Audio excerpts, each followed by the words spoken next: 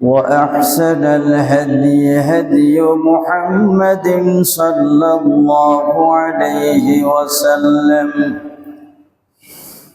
وخير الأمور عوازمها وشر الأمور محدثاتها وكل محدثة بدعة وكل بدعة ضلالة وكل ضلالة في النار. فقد قال الله تعالى وتبارك في كلامه المجيد: فإذا قرأت القرآن فاستعذ بالله من الشيطان الرجيم. فأعوذ بالله السميع العليم بوجهه الكريم من الشيطان الرجيم. بسم الله الرحمن الرحيم. يا أيها الذين آمنوا اتقوا الله حق تقاته ولا تموتن إلا وأنتم مسلمون. يا أيها الناس اتقوا ربكم الذي خلقكم من نفس واحدة وخلق منها زوجها وبث منهما رجالا كثيرا ونساء واتقوا الله الذي تساءلون به والأرحام إن الله كان عليكم رقيبا. يا أيها الذين آمنوا اتقوا الله وقولوا قولا سديدا يصلح لكم أعمالكم ويغفر لكم ذنوبكم ومن يطع الله ورسوله فقد فاز فوزا عظيما. أما بعد فقد قال الله تعالى في كلامه المجيد: ولا تقربوا الفواحش ما ظهر منها وما بطن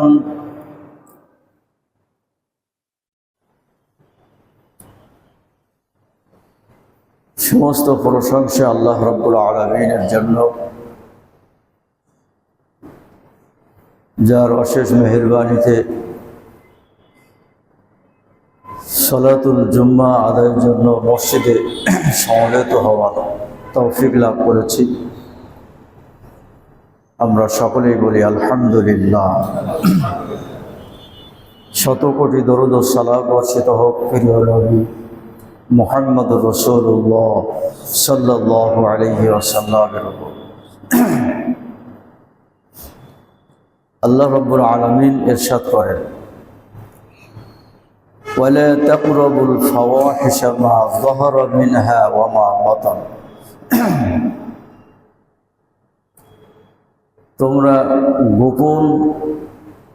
তোমরা প্রকাশ্য এবং গোপন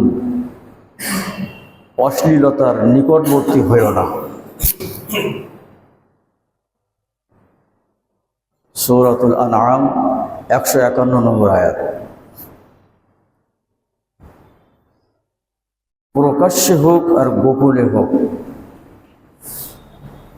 আল্লাহ রাব্বুল আলামিন সর্ব অবস্থায় আল্লাহকে ভয় করে যাবতীয় অশ্লীলতা এবং পাপের কাজ থেকে বিরত হওয়ার জন্য আমাদেরকে নসিহত করেছে।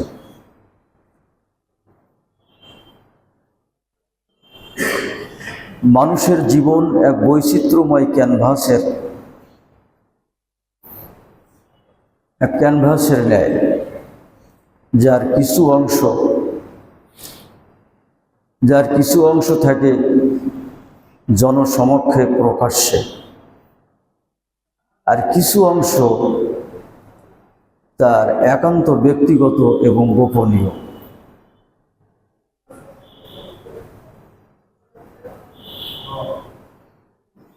মানুষের দুইটা প্রবণতার কথা আল্লাহ পাক কোরআন মাজিদে উল্লেখ করেছেন। সূরা শামসের ভিতরে আল্লাহ তাআলা বলছেন, ওয়ানাফসি ওয়ামা সাওয়াহা ফাআলহামাহা ফুজুরাহা ওয়া তাকওয়াহা।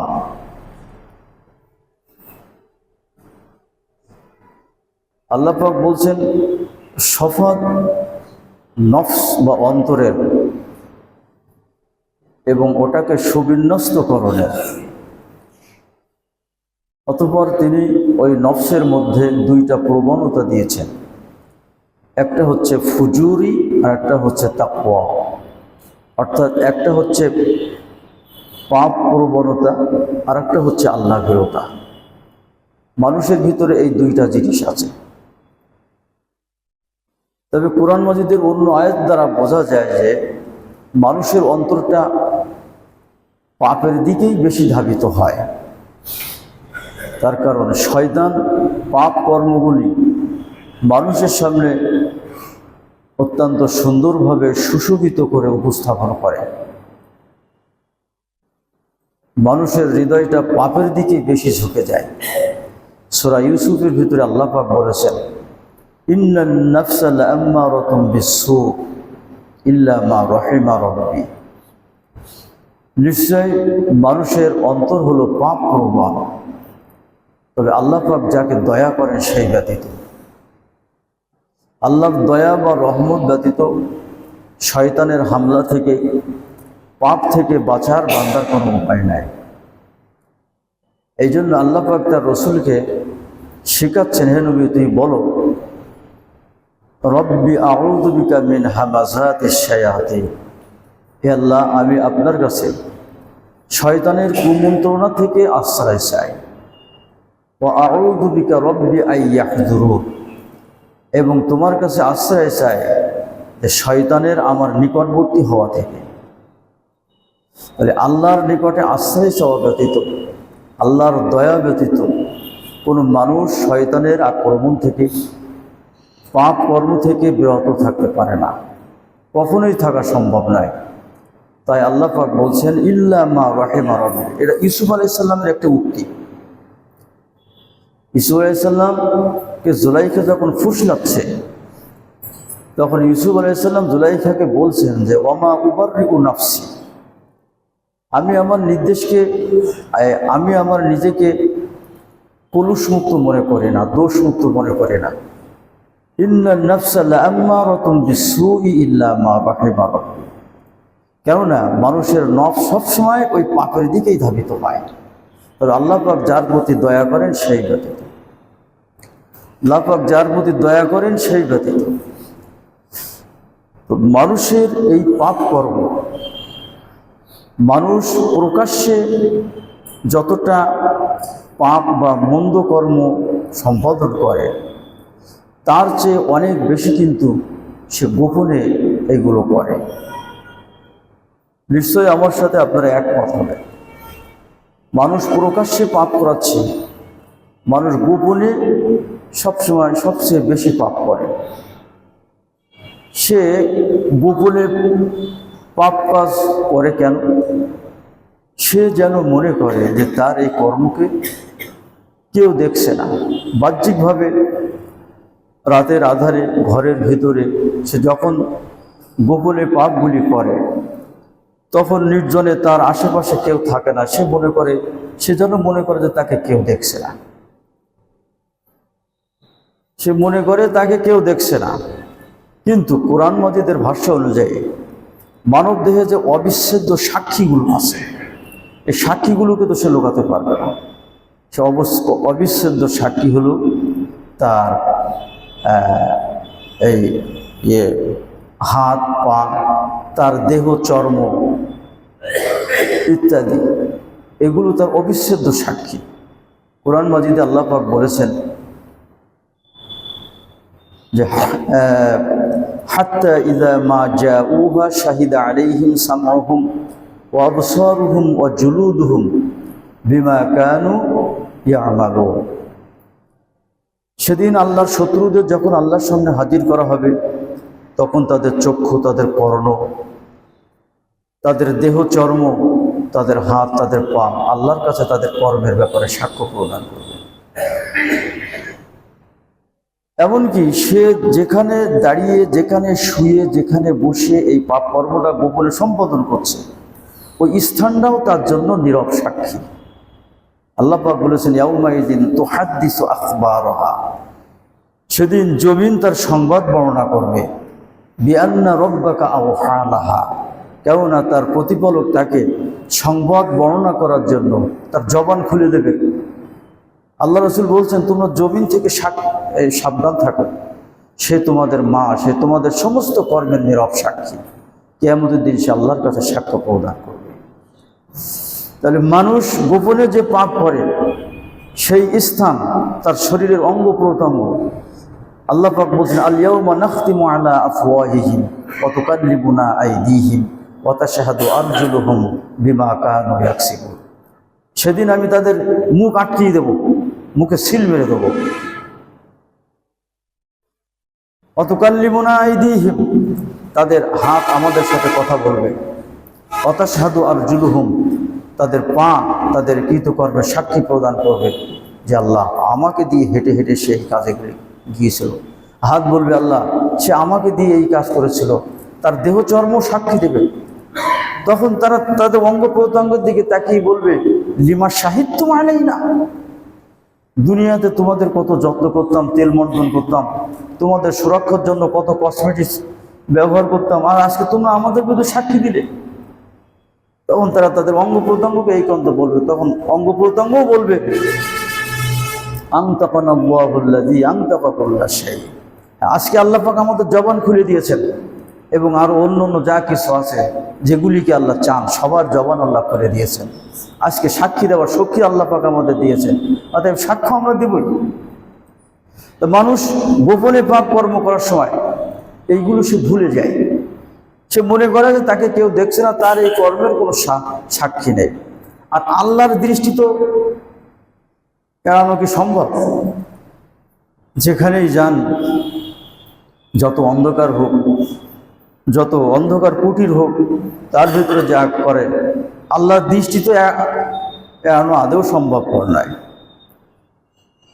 একজন কবি, আরবি কবি বলছেন ওয়াইজা খলাউতা বিরিবাতিন ফি যুলমা ওয়ান নাফসু দাইয়াতুন ইলা তুগয়ান ফাস্তাহি মিন নাযারিল ইলাহি ওয়া কুল লাহা ইন্নাল্লাযী খলাকায যালামা ইয়ারানি।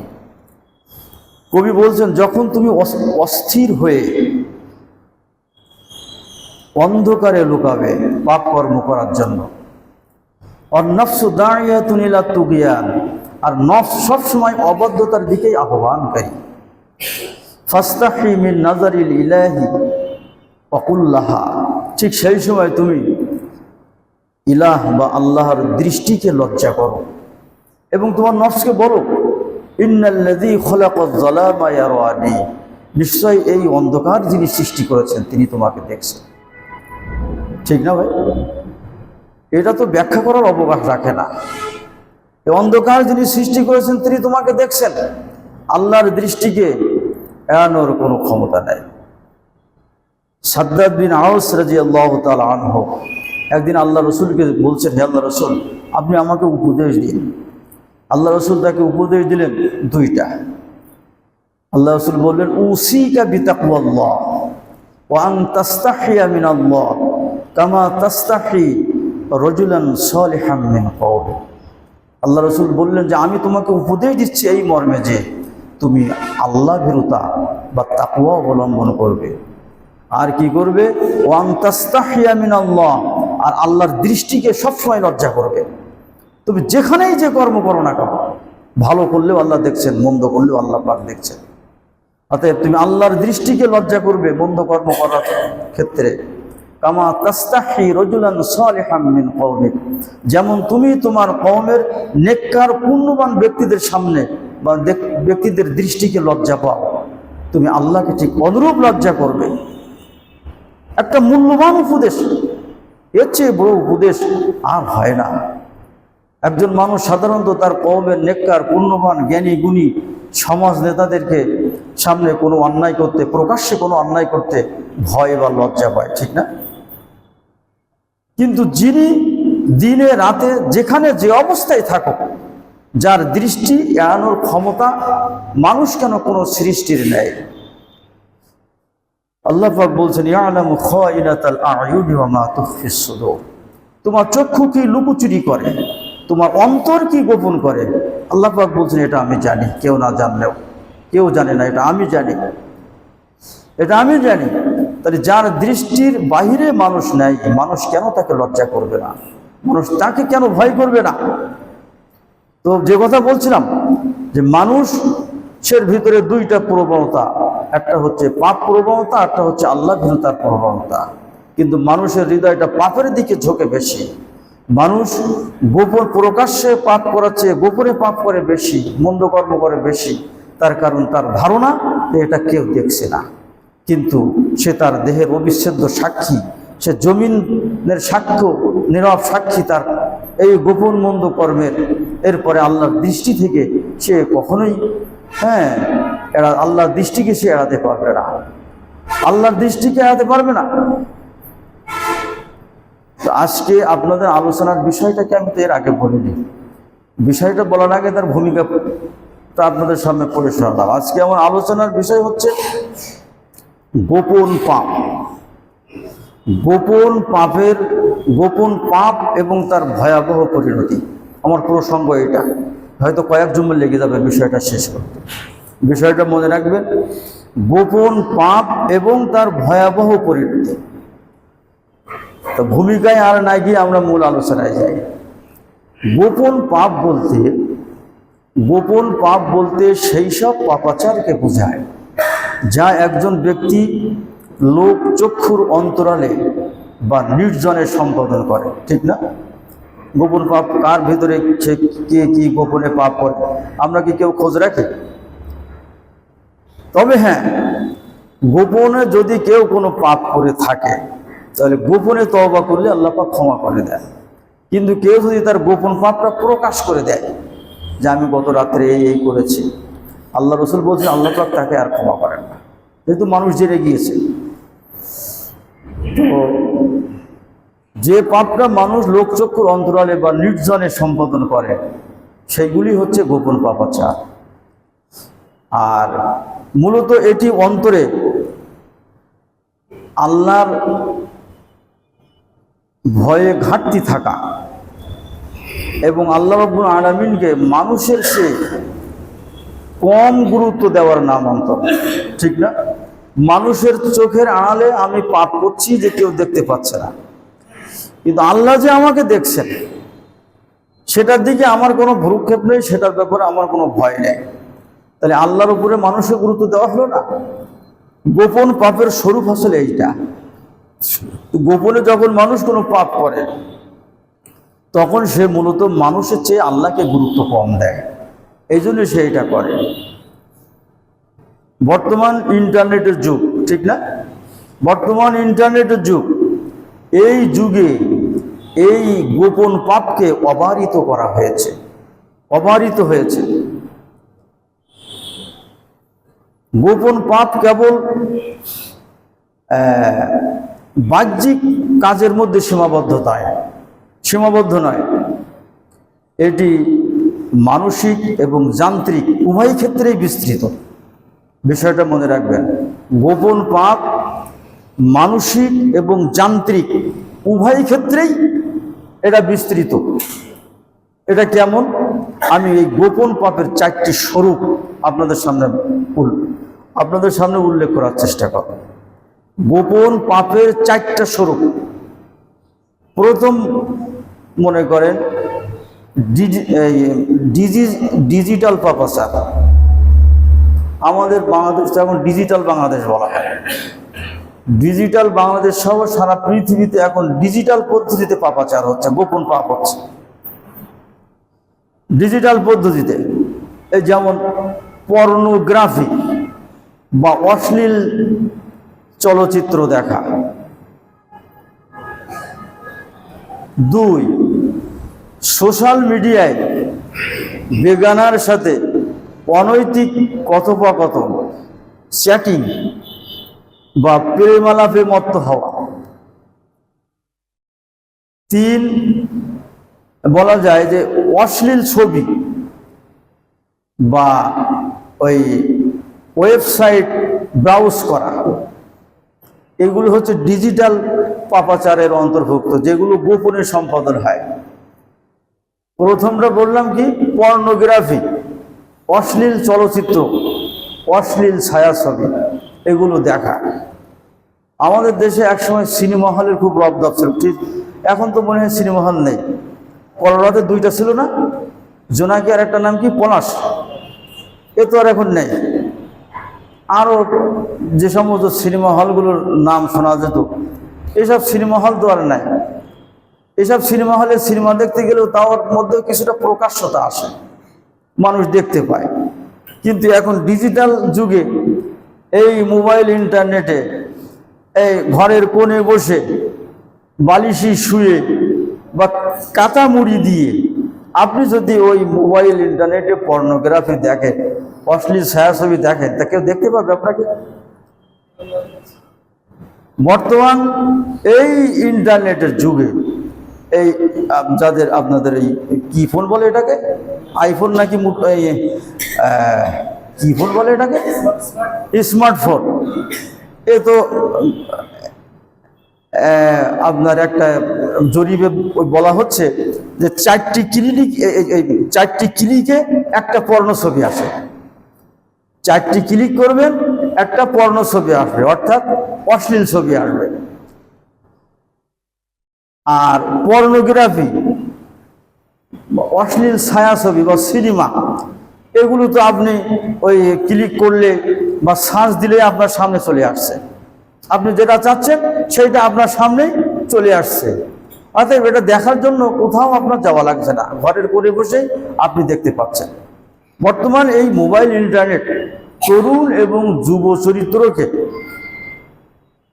ওইরূপ ধ্বংস করছে, যেমন হাইড্রোজেন বোমা মারলে নির্দিষ্ট একটা এরিয়া বশীভূত হয়ে যায়। যুব চরিত্রকে এইভাবে ধ্বংস করে দিচ্ছে এই মোবাইল ইন্টারনেট। ছোট ছোট বাচ্চা থেকে নিয়ে শুরু করে 80 বছরের বৃদ্ধ পর্যন্ত মোবাইল নিয়ে পড়ে থাকছে বেশিরভাগ সময়। আর এটার কারণে কি হচ্ছে, তাদের ভিতরে লজ্জা শরম, মানুষের প্রতি সম্মানবোধ, আত্মীয় স্বজন, পিতা মাতা, ভাই বোনের সাথে যে সৌজন্যতামূলক আচরণ, এটা আজকে মানুষের ভিতরে নাই। তাদের হাতে একটা মোবাইল থাকলে ওইটাই যথেষ্ট। কে ভাই, কে বোন, কে পিতা, কে মাতা, কে কোথায় আছে, এ তাদের দেখার কোনো বিষয় নেই। আর মানুষ যারা ছাত্রছাত্রী, তারা লেখাপড়ার টেবিলে যত সময় বসে তার চেয়ে 3 গুণ এই মোবাইল ইন্টারনেট নিয়ে বসে থাকে। এ ব্যাপারে অনেক বড় তথ্য আছে, সেদিকে তো যাওয়া যাবে না, সময় শেষ হয়ে আসে।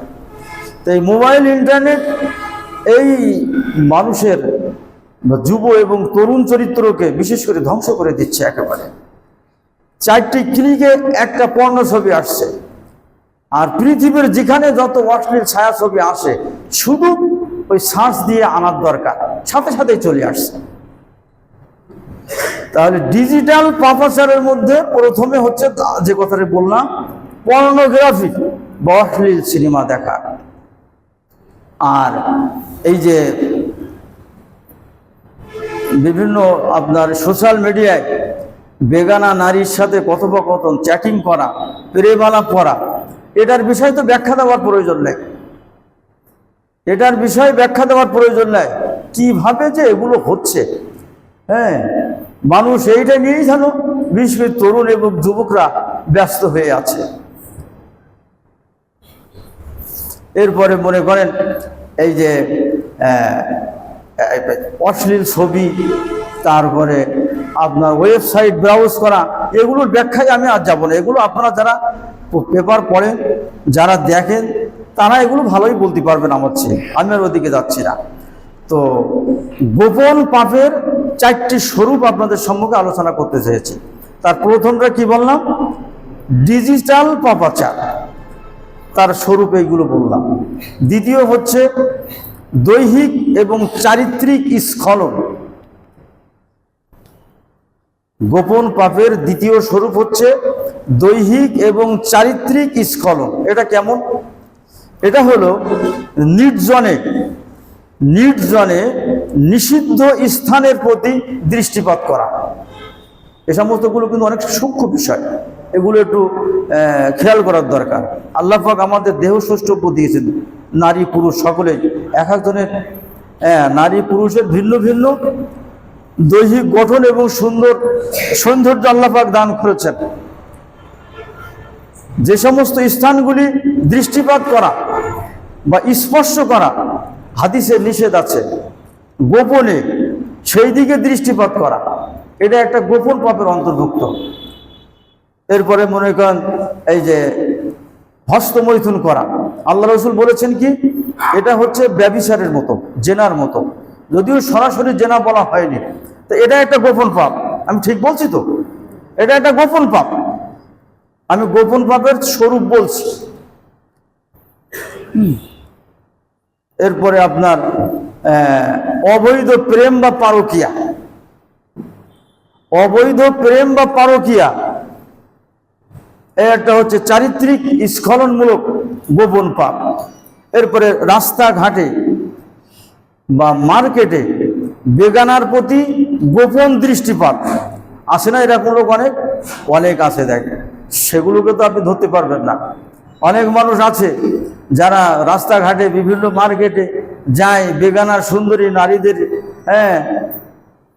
দেখতে, তারা মনে করে যে কেউ দেখছে না আমার এগুলো, কিন্তু আল্লাহ চক্ষুতে ফাঁকি দেওয়া যাবে না।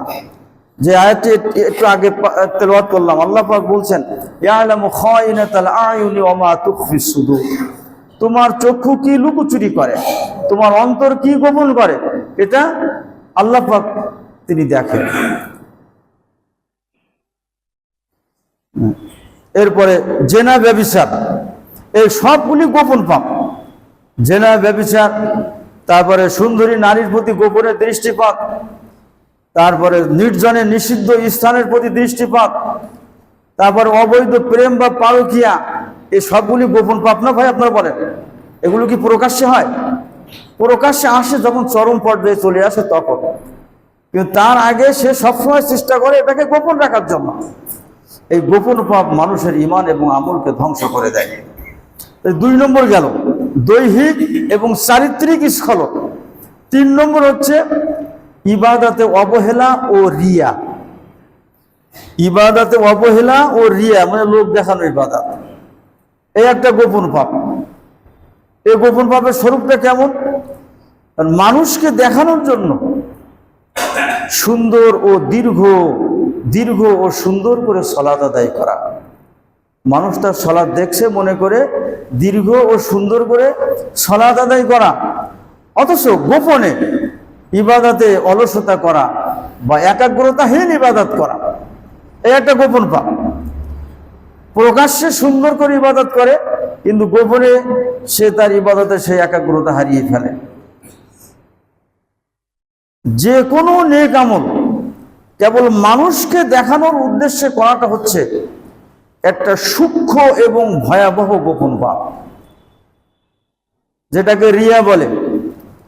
এটা অত্যন্ত সূক্ষ্ম এবং ভয়াবহ। ভয়াবহ মানে কি? যে পাপের কারণে মানুষকে জাহান্নামে যাওয়া লাগে, জাহান্নামের ভয় দেখানো হয়েছে 12 বার, ভয়াবহ পাপ। তাহলে মানুষকে দেখানোর জন্য সুন্দর এবং দীর্ঘ সালাত আদায় করা এবং নির্জনে একাগ্রতাহীন ইবাদত করা, এটা হলো এক প্রকার গোপন পাপ। এক প্রকার মানে এটা একটা গোপন পাপ। একটি হাদিস আছে, যে হাদিসটা আমি আপনাদের সম্মুখে গত 2-1 জুম্মা আগে পাঠ করে শুনিয়েছিলাম। আল্লাহ রসুল বলছেন যে ইয়াকুম অশিরকুস সারাইর, আল্লাহ রাসূল বলছেন যে তোমরা গোপন শিরক থেকে বেঁচে থাকো। সাহাবায়ে কেরাম প্রশ্ন করছেন, ওয়ালু আমার শিরকুস সারাইর ইয়া রাসূলুল্লাহ, হে আল্লাহ রাসূল, যে গোপন শিরকটা কি? আল্লাহ রাসূল তখন বললেন যে আইয়াকুমা রাজুলু ফায়ুসাল্লা ফায়ুযায়্যানু সালাতাহু জাহিদান লিমা ইয়ারা মিন নাযারিন নাস ইলাইহি ফাযালিকা শিরকুস সারাইর। সাহাবায়ে কেরাম যখন জিজ্ঞেস করলেন যে গোপন শিরকটা কি, আল্লাহ রাসূল বললেন সেটা হলো এই যে একজন ব্যক্তি সালাতে দণ্ডায়মান হলো, সালাতে দণ্ডায়মান হওয়ার পরে সে দেখলো যে কিছু লোক তার সালাত দেখছে, এই মনে করে ফাযায়্যানু সালাতাহু জাহিদান, সে তার সালাতকে সুন্দর এবং দীর্ঘ করার জন্য চেষ্টা করলো। ফাযালিকা শিরকুস সারাইর, এইটা হচ্ছে গোপন শিরক, এইটা হলো গোপন শিরক। তাহলে মানুষকে দেখানোর জন্য সুন্দর করে সালাত আদায় করা, দীর্ঘ করে সালাত আদায় করা, সালাতে অত্যন্ত একাগ্রতার ভান করা, এটা হলো গোপন পাপ। এটাকে অন্য হাদিসে এটা গোপন শিরক বলা হয়েছে, গোপন শিরক বলা হয়েছে। এটা কেমন দেখেন, একটা উপমা দিলে আপনারা বুঝতে পারবেন। হযরত আসমাঈ রাহিমাহুল্লাহ তিনি বর্ণনা করছেন যে একদিন আমরা মসজিদে আছি, একজন বেদুইন এসে সে সালাতে দণ্ডায়মান হলো এবং সে সালাত অত্যন্ত দীর্ঘ এবং সুন্দর করে ধীরে সুস্থে সালাত আদায় করছে। এটা দেখে আমাদের মধ্যে একজন তাকে বলল, মা আহসানা সালাতাক, আপনার সালাতটা কতই না সুন্দর। তখন এ কথা শুনে ওই বেদুইন প্রশংসায় গদগদ হয়ে সালাত ছেড়ে দিয়ে বলল, শুধু সালাত না, আমি সিয়ামও পালন করছি। সালাত না, আমি সিয়ামও পালন করছি। এই কাহিনী আমি আপনাদের সামনে বলেছি, আজকে আবার একটু ওগুলো রিপিট করছে এই প্রসঙ্গে। তখন তার এই কথা শুনে লোকজন বুঝতে পারলো যে এই ব্যক্তিতে রিয়াকারী, লোক দেখানো ইবাদতকারী। সে যে দীর্ঘ সালাত আদায় করছে এটা মূলত লোকজনকে দেখানোর জন্য, কিন্তু যখন সে আমাদের প্রশংসা পেয়েছে তখন সে বলছে যে আমি সিয়ামও পালন করছি। তখন আর একজন ব্যক্তি তার এই কথা শুনে বলল যে সাল্লা ফাআজাবানি ওয়া সামা ফারাবানি নাহুল কুলুস আনিল মুসাল্লা সাইম। সে বলছে যে এই ব্যক্তির তার সালাত আদায় করা দেখে আমি অভিভূত হলাম, কিন্তু তার সিয়াম আমাকে সন্দিহান করে তুলল যে এই ব্যক্তি মূলত আল্লাহর জন্য সালাত আদায় করছে না, এই ব্যক্তি মূলত রিয়াকারী, লোক দেখানো আমলকারী। নাহুল কুলুস আনিল মুসাল্লা সাইম, অতএব সরিয়ে নাও তোমার এই উটনিকে এই সালাত আদায়কারী এবং সায়েম থেকে, অর্থাৎ এর সংসর্গ ত্যাগ করো, এ রিয়াকারী। তো গোপন ইবাদতের মধ্যে একটা হলো এই, মানুষ তার ইবাদত দেখছে এই মনে করে সে সুন্দর এবং দীর্ঘ ইবাদত বা সালাত আদায় করে, কিন্তু গোপনে যখন সালাত আদায় করে তখন তার ইবাদতে থাকে একাগ্রতার সাথে সে সালাত আদায় করে না। তারপরে বলা হচ্ছে যে কোনো আমল যদি আল্লাহ সন্তুষ্টি অর্জনের না হয়ে যদি মানুষকে দেখানোর উদ্দেশ্য হয়, তাহলে সেটা হলো একটা সূক্ষ্ম এবং ভয়াবহ গোপন পাপ। আল্লাহ রাসূল বলছেন যে আখাফু মা আখাফু আলাইকুম আশ-শিরকুল আসগর। ক্বালু আমা শিরকুল আসগর ইয়া রাসূলুল্লাহ। আল্লাহ রাসূল বললেন যে আমি তোমাদের ব্যাপারে যে জিনিসটার ভয় পাই সেটা হলো এই ছোট শিরকের ভয় পায়। সাহাবায়ে কেরাম জিজ্ঞেস করলেন, হে আল্লাহ রাসূল, আমার শিরকুল আসগর, ছোট শিরকটা কি? জবাবে আল্লাহ রাসূল বললেন যে কি? আর রিয়া, মানুষকে দেখানোর জন্য ইবাদত করা, লোক দেখিয়ে আমল করা, এইটা হচ্ছে ছোট শিরক।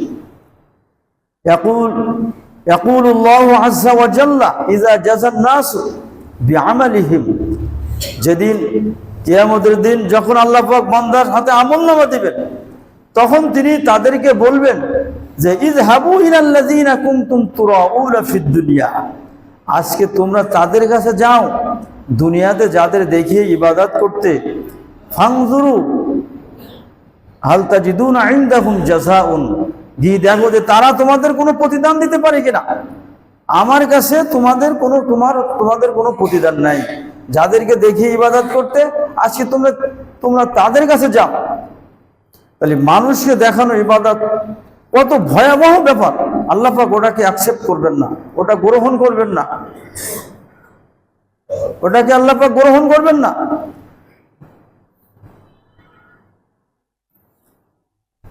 অন্য একটি হাদিসে আছে আল্লাহ রাসূল বলছেন যে ইয়াকুম আইয়ুহান নাস ইত্তাকু হাযা শিরক ফাইন্নাহু আখফা মিন যাবিবিন নামল।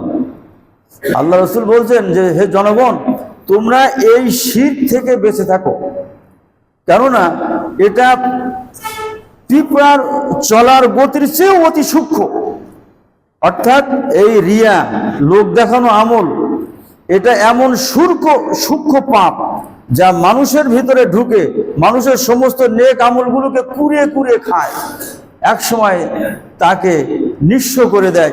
তার মধ্যে আর ভালো কাজ বলে কোনো জিনিস থাকে না, তার নেক আমলগুলিকে আল্লাহ তাআলা গ্রহণ করেন না। হযরত শাদ্দাদ ইবনে আওস রাদিয়াল্লাহু তাআলা আনহু বলছেন যে কুন্না নাউদ্দুর রিয়াউ ফি জামানি রাসূলুল্লাহ সাল্লাল্লাহু আলাইহি ওয়াসাল্লাম আশ-শিরকুল আসগর, আমরা আল্লাহ রসুলের যুগে এই রিয়া বা লোক দেখানো আমলকে ছোট শিরক মনে করতাম। সালফে সালিহিন আইম্মায়ে মুস্তাহিদিন তারা বলছেন যে লোক দেখানো আমল, এটাকে যদিও হাদিসে ছোট শিরক বলা হয়েছে, কিন্তু কার্যক্ষেত্রে এটা অনেক সময় বড় শিরকে পরিণত হয়। সেটা হচ্ছে আমলের মর্যাদা এবং আমলের গুরুত্বের উপর এটা নির্ভর করে, আমলের গুরুত্বের উপর এটা নির্ভর করে। যেমন সালাত, 5 ওয়াক্ত সালাত সম্পর্কে আল্লাহ রসুল কি বলছেন, যে ব্যক্তি 5 ওয়াক্ত সালাত আদায় করলো তার উপমা হচ্ছে যে কারোর বাড়ির সামনে দিয়ে যদি স্বচ্ছ পানির নহর প্রবাহিত হয়, ওই নহরে ওই প্রবাহিত পানিতে দিনে 5 বার যদি সে গোসল করে, তাহলে তার শরীরে যেমন কোনো ময়লা থাকে না। যে ব্যক্তি 5 ওয়াক্ত সালাত আদায় করবে তার আর কোনো গুনাহ থাকবে না। বোন আলহামদুলিল্লাহ, কিয়ামতের ময়দানে প্রথম হিসাব হবে কোনটা? সালাতের না? তাহলে সালাতটা কত বড় গুরুত্বপূর্ণ ইবাদত। এই সালাতটা যদি আল্লাহর জন্য না হয়ে মানুষের জন্য হয়, এটা অনেক ক্ষেত্রে বড় শিরকে পরিণত হবে, যদিও এটা রিয়া।